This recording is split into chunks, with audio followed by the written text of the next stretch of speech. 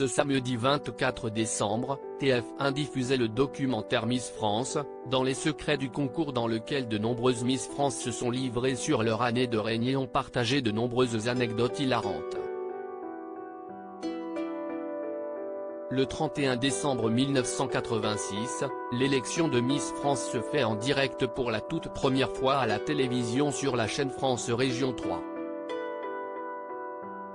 La cérémonie s'est déroulée au studio Buttes-Chaumont à Paris et a été animée par Guy Lux.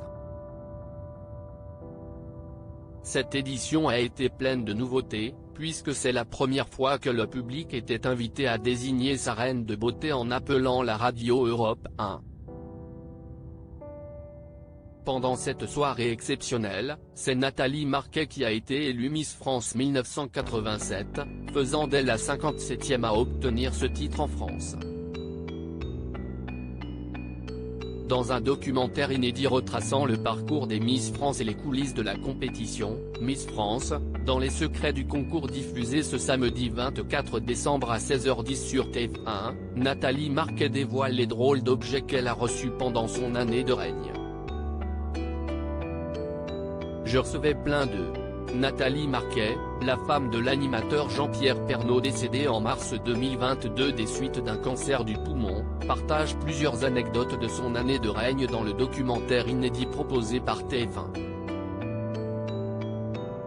Chaque année, la nouvelle Miss France reçoit de nombreuses lettres d'admirateurs pendant son règne, mais pas seulement. En effet, Miss France 1987 se souvient avoir reçu des sous-vêtements d'hommes. Je recevais plein de photos d'hommes habillés en costume, en maillot de bain, mais j'en ai jamais eu à poil, heureusement. Et par contre, je recevais aussi des slips d'hommes, des slips kangourous et des vrais slips. À l'époque, c'était joli, mais bon, raconte-t-elle en rigolant. Avant de conclure, non, c'est très surprenant.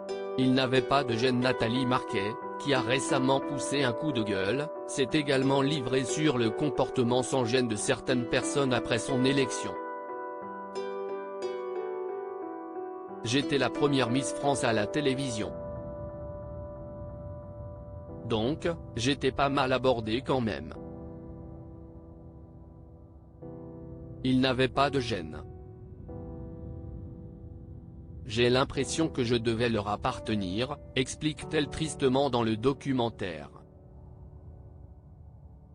Miss France 1987 est arrivée 6e dauphine de Miss Monde la même année, et a connu un très grand succès qui n'a manifestement pas toujours été simple à gérer.